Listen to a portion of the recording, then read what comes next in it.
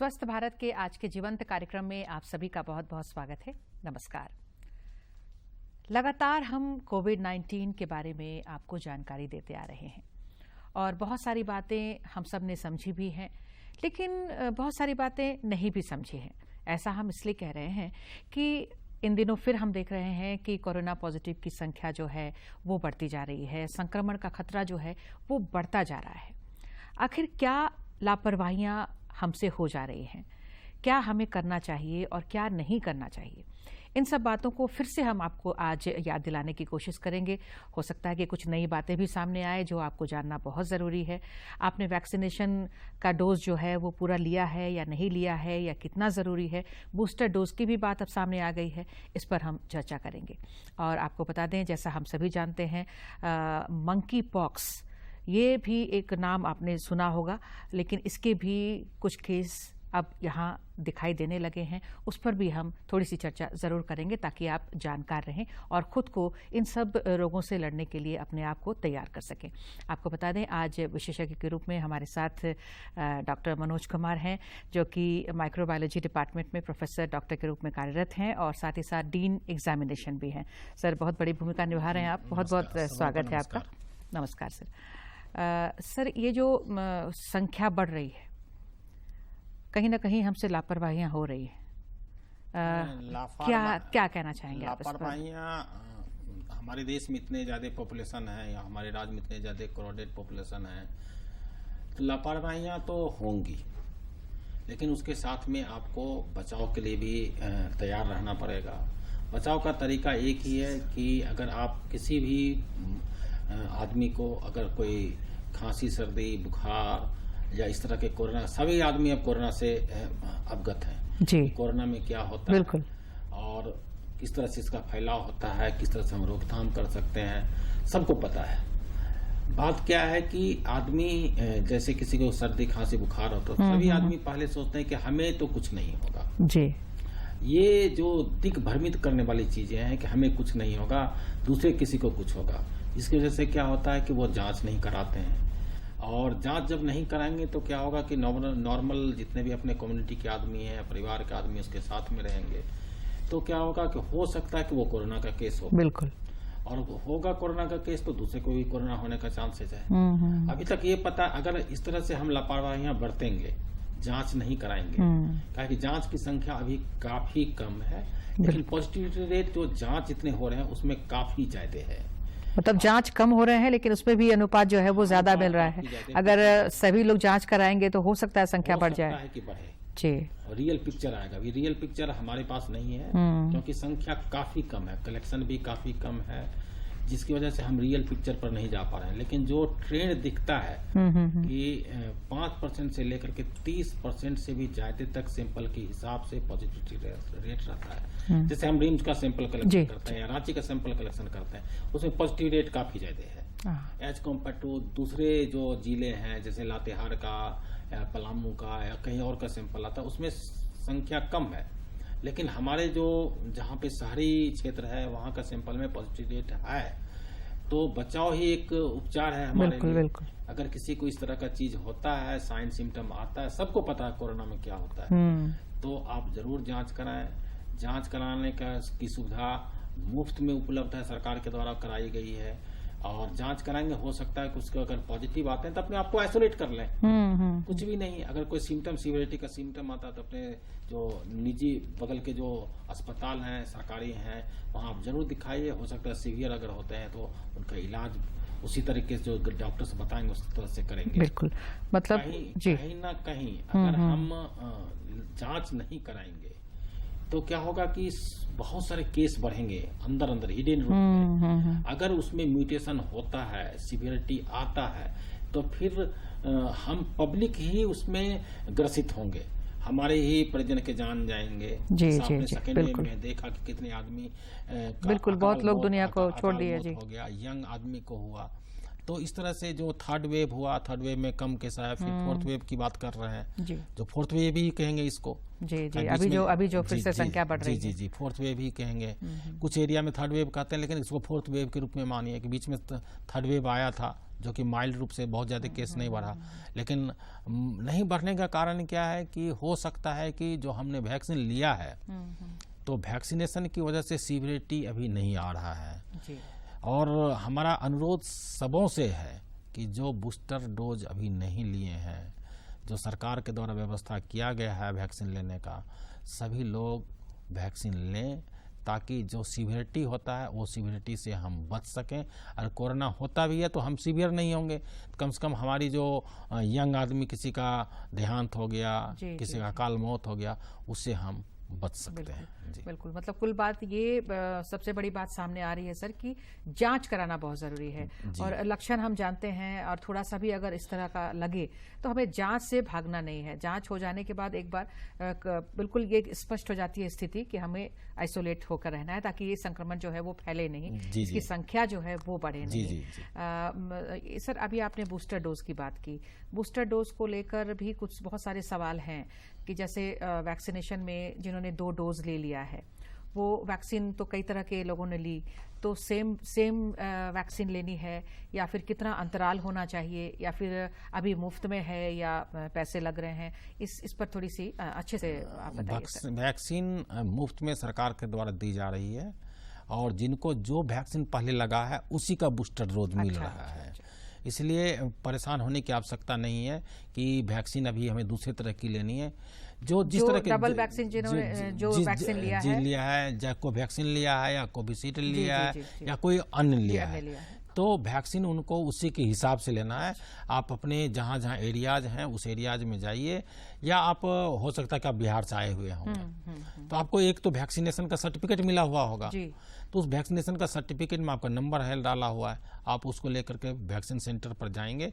आप कहीं भी ले सकते हैं, ये नहीं कि हमको बिहार के आदमी झारखंड में ले सकते हैं, झारखंड का आदमी दिल्ली में नहीं ले सकते हैं, ऐसी कोई भ्रांतियां नहीं है। आप जाएंगे, आप जैसे जाएंगे आप इनरोल हो जाएंगे, इनरोल होंगे आपको वैक्सीन मिल जाएगा। अब तो उस तरह की कोई भीड़ नहीं है कि पहले लोग डरते भी थे और आपने देखा कि वैक्सीन लेने से हम बचे भी, सीवियरिटी को कम किए भी, तो वैक्सीन लेने में कोई हर्ज नहीं है। लेकिन मेन बात होता है कि उसके लिए आपको समय निकालना होगा। मन से एक चीज निकालना होगा कि हमें कुछ नहीं होगा। हमें कुछ नहीं होने का मतलब ये नहीं है कि हमें कुछ हो, हमारे समाज को कुछ ना हो। तो उसके लिए ही हमें आगे बढ़ना पड़ेगा। जब तक आप जो सजग आदमी हैं, जो समाज के सजग आदमी आगे नहीं बढ़ेंगे तो हम इस पर रोक नहीं लगा सकते। जहाँ तक कोरोना के फैलाव का सवाल है, कोरोना कब खत्म हो जाएगा, खत्म नहीं होगा। ये इंडेमिक हो गई, ये अभी पैंडेमिक है, ये इंडेमिक होकर के रह जाएगा। और इसमें जो वैक्सीन हम लेंगे, जो हमें नेचुरल इन्फेक्शन होगा उससे हम प्रोटेक्टेड होंगे और हमें सीवियरिटी कम हो जाएगा। वायरस खत्म नहीं होता है, क्योंकि वायरस खत्म होने का मतलब कि उसका केस ही ना मिले। तो जब वैक्सीनेशन करेंगे या तरीके से होंगे तभी वो उसका केस रिडक्शन होते होते हमें नहीं मिलने लगेंगे, बिल्कुल नेग्लिजिबल स्टेज में चला जाएगा। तो उसके लिए सजग समाज की हर वक्त आवश्यकता है और उसके द्वारा ही हम किसी को रोक सकते हैं, अन्यथा रोकना किसी भी चीज को असंभव है। ये जो बूस्टर डोज लेने की बात आई है सर, तो कितनी उम्र के बाद इसको ले सकते हैं और डबल डोज जो पूरा किया है उसके बीच में कितना अंतराल होना चाहिए? 2 डोज आपने लिया, जो 2 डोज का पहले डिफाइंड किया गया था, पहले तो 1 महीने था, फिर बाद में उसको बढ़ाया गया। अब तो सारे बूस्टर के बीच में कुछ भी नहीं, बूस्टर तो एक ही पड़ेगा आपको। नहीं, दोनों के बीच में गैप कितना होना चाहिए? गैप कम से कम जाकर के कहता है कि 3 महीने से ज्यादा का गैप होना चाहिए। तो नॉर्मली 3 महीने के ज्यादा दिन का गैप हो गया तो आप ले सकते हैं। और ये देखिए वैक्सीन में क्या है कि ये जो वैक्सीन न्यू वायरस है तो वैक्सीन का भी ट्रायल होता है। ट्रायल होता है, ट्रायल के आधार पर एफिकेसी निकाला जाता है और सरकार के द्वारा बीच बीच में गाइडलाइंस आते जाता है कि अब आप सारे आदमी एलिजिबल हैं वैक्सीन बूस्टर के लिए, और वो गाइडलाइंस आ चुका है कि सारे आदमी वैक्सीन का बूस्टर ले सकते हैं। हो सकता है 3 महीने से ज़्यादा हो जाए, किसी को 4 महीने, जो किसी को 5 महीने हो जाए, 6 महीने हो जाए। लेकिन आप एलिजिबल हो गए भैया वैक्सीन बूस्टर लेने के लिए, आप वैक्सीन बूस्टर में जाएंगे। अगर कोई तरह के कन्फ्यूजन, हर एक सेंटर में डॉक्टर बैठे हुए हैं, कोई कन्फ्यूजन होता है वो आपको वहाँ पे कन्फ्यूजन को दूर कर देंगे कि आपको लेनी है या ना लेनी है। लेकिन सारे आदमी 3 महीने के बाद सारे आदमी एलिजिबल हैं। जो अभी बच्चे का भी वैक्सीन आने लग गया, अब तो एडल्ट का भी आने लग गया, तो सब ले सकते हैं। ओल्ड एज को सबको मिलने लगा। अब तो कहीं रिस्ट्रिक्शन रह नहीं गया है कि हमें ओल्ड को नहीं लेने हैं, बच्चे को नहीं लेने, एडल्ट को नहीं लेने, सब वैक्सीन ले रहे हैं और वैक्सीन लेना नितांत ही आवश्यक है। बिल्कुल बिल्कुल। और ये अब तक जिस हालात से हम गुजरे हैं, हमने वैक्सीन लिया है और उसके बाद जो स्थिति सामान्य हुई, उससे भी हम सीख ले सकते हैं कि वैक्सीन हमें लेना है। निश्चित बात, आपने देखा होगा कि पहला जो फेज आया उस फेज में कितने आदमी संक्रमित हुए और कितने आदमी जो कॉम्प्रोमाइज्ड थे, उन सबों किडनी डिजीज वाले आदमी शुरू में उनकी मृत्यु हुई। दूसरे में देखें कि एडल्ट आदमी जो यंग थे, 30, 25, 35, 40 के आदमी थे, उनका मौत हुआ काफी ज्यादा। अब उनकी वजह से जो 21 में हुआ, आप देखेंगे सारे आदमी, शायद ही हमें लगता है कि कोई घर या कोई समाज अछूता होगा, परिवार अछूता होगा जिसमें कोरोना संक्रमण ना हुआ हो और बहुत सारे आदमी की मौतें नहीं हुई हो। कुछ लोग तो अपने आप को घोषित नहीं किए कि हमें कोरोना हुआ था, मौतें हुई, सब लोग जानते हैं। लेकिन अब देखिए उसके बाद वैक्सीन आया। अब वैक्सीन आने के बाद क्या हुआ कि सिनेरियो चेंज कर गया। अब सिनेरियो चेंज कर गया, देखिए सीवियरिटी घटने लगा। उसके बाद थर्ड वेव में कुछ भी नहीं हुआ।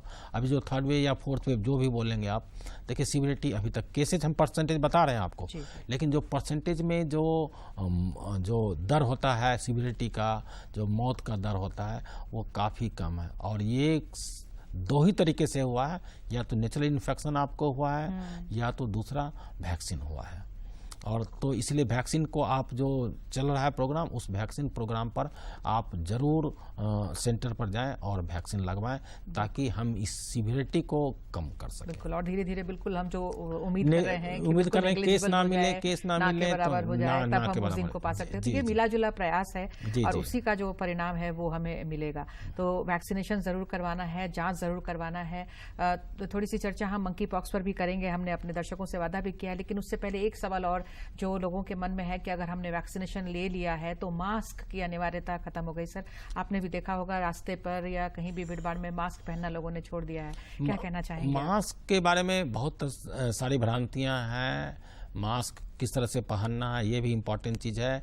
मास्क अगर लगाते हैं तो मास्क नाक के नीचे नहीं जाए।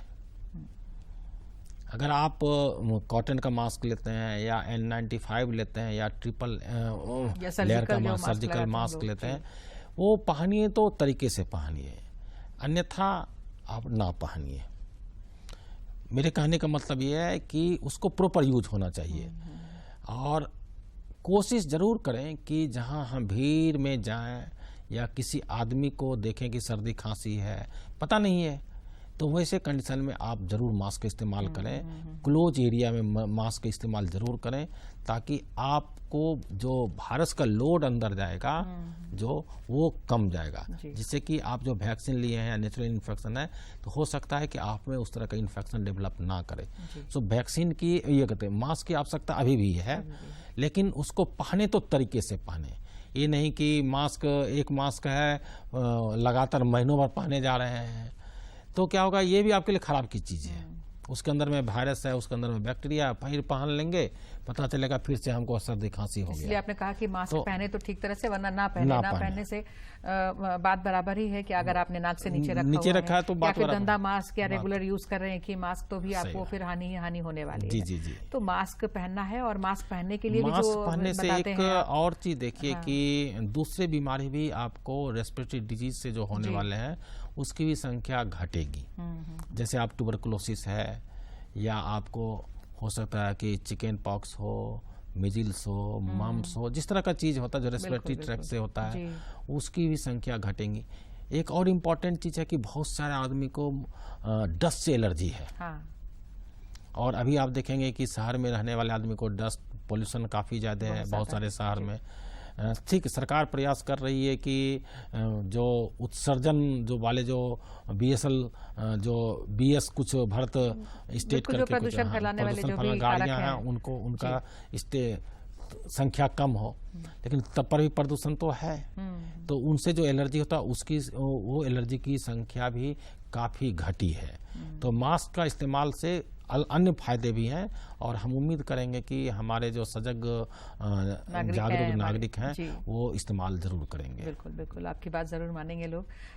थोड़ी सी चर्चा मंकी पॉक्स पे करना चाहते हैं सर, क्योंकि अब तक तो कोई केस नहीं थे, लेकिन अब जैसे हम लोग समाचारों में देख रहे हैं कि कुछ केस जो है वो आ गए हैं, तो अब क्या कैसे हालात हैं, क्या करें लोग, क्या है मंकी पॉक्स? बहुत सारे जिनकी उम्र 50 के ऊपर होंगी, अभी हमारे देश में 50 के ऊपर वाले बहुत सारे आदमी हैं, उन्होंने देखा होगा बचपन में कि बहुत कुछ आदमी समाज में थे जो ब्लाइंड हो गए थे और शरीर में चेचक का दाग था। अच्छा। चेचक का दाग मतलब कि शरीर का कोई अंग नहीं था जिसमें कि डिप्रेशन इलिवेशन, मतलब कि ऊंचा नीचा गड्ढे स्किन में हो गए थे। आप आंख से लेकर के नीचे पैर तक देखें, सारे जगह इस तरह के थे। वो स्मॉल पॉक्स की वजह से हुआ था जी। और स्मॉल पॉक्स की वजह से पूरे वर्ल्ड में आक्रांत हुआ। उस टाइम में बहुत सारे मौतें हुई और उसके बाद जाकर के वैज्ञानिकों ने वैक्सीन का आविष्कार किया। उस वैक्सीन की वजह से स्मॉल पॉक्स पूरे दुनिया से खत्म हो गया, सो इरिडिकेशन हो गया। और लास्ट केस हमें एक बांग्लादेश की महिला थी जो गुवाहाटी के बगल में एक स्टेशन वहां मिली थी, उसके बाद कोई केस नहीं पूरे वर्ल्ड में। तो मंकी पॉक्स उस स्मॉल पॉक्स से बहुत सिमिलर है। और मंकी पॉक्स जो केसेज एराइज हुआ है वो अफ्रीका से हुआ है।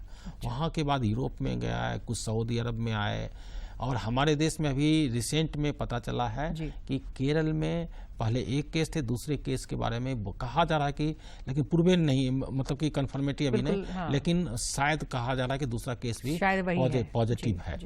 और पूरे देश में जब कोई बीमारी नहीं होता तो जांच की व्यवस्था नहीं होती सारे जगह, क्योंकि रिसोर्सेज का मिसयूज करना भी उचित नहीं है। कोरोना से पहले ही हमें कुछ भी नहीं था। तो पूरे जांच हमारे देश में अगर कहीं भी इस तरह का किसी को शरीर में रैसेज आता है, शरीर बुखार आता है, इसमें भी सेम आता है। अच्छा। सिर्फ इसमें दाना नहीं आता है कोरोना में, लेकिन उसमें दाना होता है, शरीर में रैसेज आता है और उसमें सर्दी खांसी वगैरह, सर्दी खांसी होंगे, सोर थ्रोट होंगे, बुखार आएगा, शरीर में दर्द होगा, रैसेज आएंगे, ये होंगे।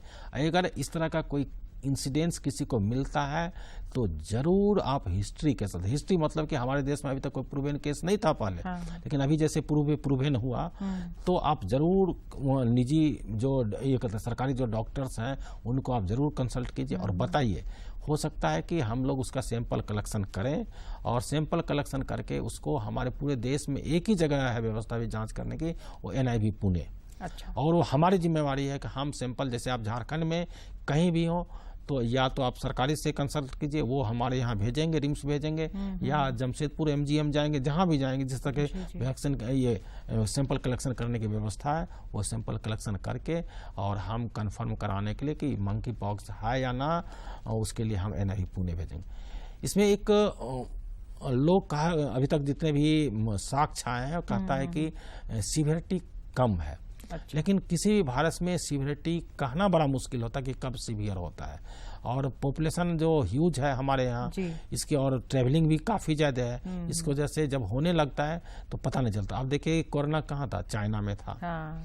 और चाइना से कहाँ कहाँ गया, पूरे वर्ल्ड में चला गया। आप सोच नहीं सकते थे कि ऐसे ऐसे टापू पर गए जहाँ की कुछ सोच नहीं सकते थे।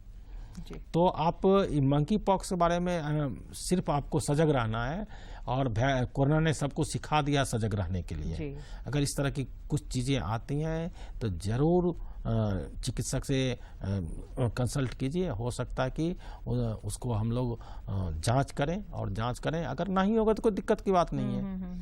अगर कुछ होता है तो उसके हिसाब से सरकार मीजर लेगी कि क्या हमें करने हैं, उनको आइसोलेट करने हैं या आइसोलेट नहीं कर, क्योंकि ये देखिए कोरोना से सिर्फ जान माल की हानि नहीं होती है, इकोनॉमिक लॉस भी काफी ज्यादा होता है। खुद आप देखिए कोरोना में कितने इकोनॉमिक लॉस हुए।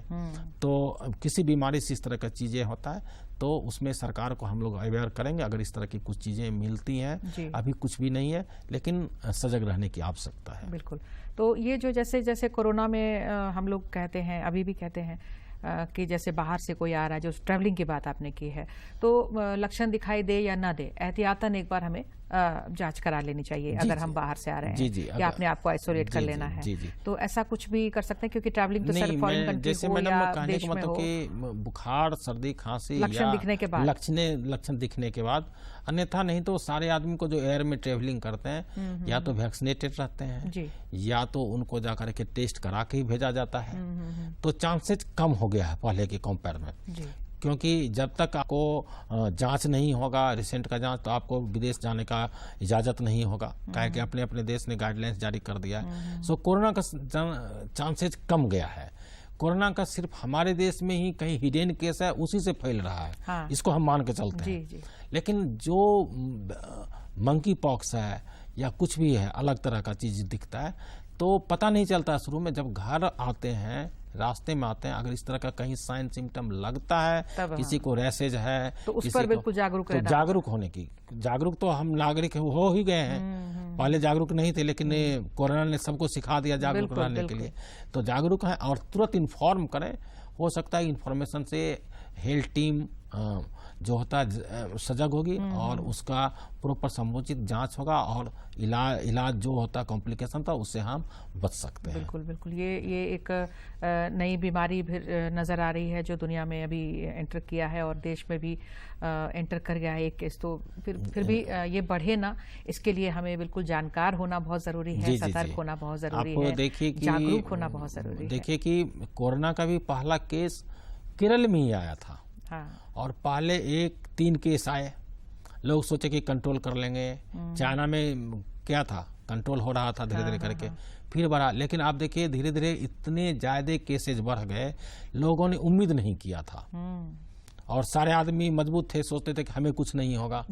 लेकिन सजग रहने से ही हम जाकर के अपने आप को बचाव कर सकते हैं, अन्यथा फिर अगर हम ढुलमुल रवैये में जाएंगे तो कभी भी वो फैल सकता है। अतः कोशिश करना चाहिए कि हम सजग रहें। बिल्कुल, जागरूक तो हम हो ही गए हैं, लेकिन हमें इतना भी जागरूक नहीं होना चाहिए सर कि जैसे सर्दी खांसी हुई, लोग समझ रहे हैं मौसम बदलाव के कारण हुआ है ये, और अपने मन से दवा लेकर भी खा ले रहे हैं बिना टेस्ट कराए। टेस्ट की जो अनिवार्यता है वो आपने शुरुआत में ही कह दी है।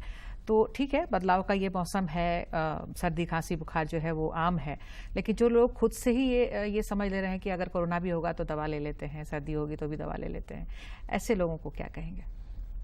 अब वो समझदार आदमी है और अपनी समझदारी का सदुपयोग सही तरीके से करें तो हमें ज़्यादा सही लगता है, क्योंकि सिर्फ हो सकता है आप मजबूत आदमी हैं, जो इस तरह का काम करते हैं वो शरीर से मजबूत आदमी है, वही काम करते हैं। मजबूत का मतलब क्या था, जो कि हेल्थ पॉइंट ऑफ व्यू से सही है। हाँ। सोचते हैं कि ये 2 दिन में ठीक हो जाएगा, लेकिन ये पता नहीं कि उनके घर में उनके बुजुर्ग भी रह रहे हैं, उनके बच्चे भी रह रहे हैं। वायरस में म्यूटेशन भी हो सकता है, और म्यूटेशन होगा तो ना सिर्फ हमें कुछ करेगा, दूसरे को भी करेगा। तो हम सबों से रिक्वेस्ट यही करेंगे, आग्रह यही करेंगे कि इस तरह की चीज़ें जो हमने गलतियां की थी पहले, उस गलतियां को पुनः दोहराएं नहीं। आप जांच कराइए, आपको जांच में कोई पैसे नहीं लग रहे हैं, कुछ भी नहीं लग रहा है, आप जांच कराएं। अगर पॉजिटिव आते हैं तो जरूर आइसोलेट करें, जिससे कि आप अपने समाज को, परिवार को बचा सकते हैं। और जो दवाइयां लेते हैं इस तरह की, वो सही हमारे विचार से तो कतई नहीं है। बिल्कुल, कहीं ना कहीं वो साइड इफेक्ट्स ही करेंगे और दुष्प्रभाव ही डालेंगे। दुष्प्रभाव ही अगर नहीं है तो कोई मतलब ही नहीं है जाकर के। अब एंटीबायोटिक्स ले लिए, उसका कोई मतलब ही नहीं है जाकर के। तो इस तरह की चीजें ना करें तो ज्यादा सही रहेगा। बहुत बहुत अच्छी जरूरी बातें आपने बताई हैं सर। 1 से 1.5 मिनट का समय हमारे पास है, चलते चलते कुछ अगर व्यवस्था की बता दें कि रिम्स में किस तरह की व्यवस्था है आपके विभाग में, लोग जांच के लिए जाएं, इलाज के लिए जाएं, वैक्सीनेशन के लिए जाएं, तो कोई दिक्कत तो नहीं है? नहीं, हमारे रिम्स में वैक्सीनेशन सेंटर है, सदर में वैक्सीनेशन सेंटर है, कलेक्शन सदर में होता है, रिम्स में कलेक्शन होता है, जांच हमारे यहाँ होता है, कहीं कोई दिक्कत नहीं है। सरकार की तरफ से सारे सामान मिल रहे हैं, काम हो रहा है। और सिर्फ ज़रूरत है आपको सजग होने के बाद अग्रतर होने की। मतलब कि अगर आपको साइन सिम्टम लगता है तो आप जरूर जांच कराएं, समाज को आप बचा सकते हैं। अन्यथा अगर म्यूटेशन होता है तो हो सकता है कि कभी सीवियरिटी हो, वो कोरोना भी ख़त्म नहीं हुआ है। कोरोना का जो दुष्प्रभाव है ये काफ़ी घटा है, पहले से लग रहा है अभी, लेकिन अगर कभी म्यूटेशन होता है, दुष्प्रभाव आता है, तो उसके जिम्मेवार हम नागरिक ही होंगे, कोई दूसरे जिम्मेवार नहीं होंगे। बिल्कुल बिल्कुल, बहुत अच्छी बात आपने कही है कि अगर इसकी संख्या बढ़ती है, भगवान ऐसा ना करे, तो इसकी जिम्मेदारी बिल्कुल हम सबकी ही होगी, क्योंकि हम ही लोग लापरवाह बनेंगे तभी ऐसा होगा। तो हमें उम्मीद है कि आपकी जो जानकारियां आपके माध्यम से मिली हैं उसको लोग बिल्कुल ध्यान से उन्होंने सुना होगा, हमारे दर्शकों ने, और उसका पालन करेंगे, और धीरे धीरे जो समय है वो बहुत ही अनुकूल होगा हम सब के लिए। सारी बीमारियां, ये सब जो बातें कर रहे हैं वो बिल्कुल हमसे दूर होंगी, ऐसी ही हम उम्मीद करते हैं सर। तो आप यहाँ पर आए, बहुत अच्छी जानकारियाँ, बहुत कीमती समय आपका मिला, आपका बहुत बहुत धन्यवाद। नमस्कार। नमस्कार सबको, और आप सभी दर्शकों को भी बहुत बहुत धन्यवाद। नमस्कार।